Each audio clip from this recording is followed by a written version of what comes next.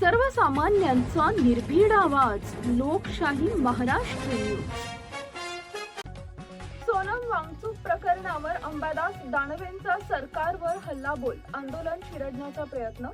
छत्रपती संभाजीनगरमध्ये विधान परिषदेचे विरोधी पक्षनेते अंबादास दानवे यांनी सोनम वांगचूक प्रकरणावरून केंद्र सरकारवर जोरदार टीका केली. आंदोलन दडपण्याचा प्रयत्न होत असल्याचा आरोप करत शिक्षण मंत्री धर्मेंद्र प्रधान यांचा राजीनामा घ्यावा किंवा सरकारने आपली भूमिका स्पष्ट करावी अशी मागणी त्यांनी केली आहे. तसेच सोनम वांगचूक यांना ओढत व उचलून नेण्याची घटना निषेधार्ह असल्याचं दानवे म्हणाले. सोनम वांगचूक यांचं आंदोलन जे सनदशीर मार्गाने चालू आहे ते पूर्णपणे चिरडण्याचा प्रयत्न सरकारने केलेला आहे. फक्त सोनम वांगचूक यांची एक सिंपल मागणी होती, धर्मेंद्र प्रधान यांचा राजीनामा. सरकारनं राजीनामा घ्यायचा नसेल तर सरकारने स्पष्ट केलं पाहिजे की आम्ही राजीनामा घेणार नाही, धर्मेंद्र प्रधानला आम्ही वाचविणार आहोत.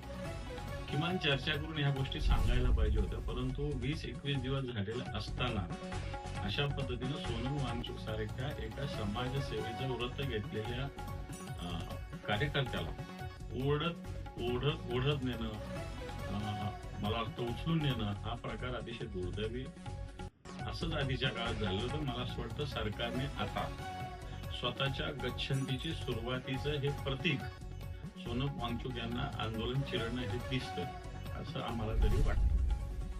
लाईक करा, शेअर करा, सबस्क्राईब करा आणि बेल आयकॉन प्रेस करा.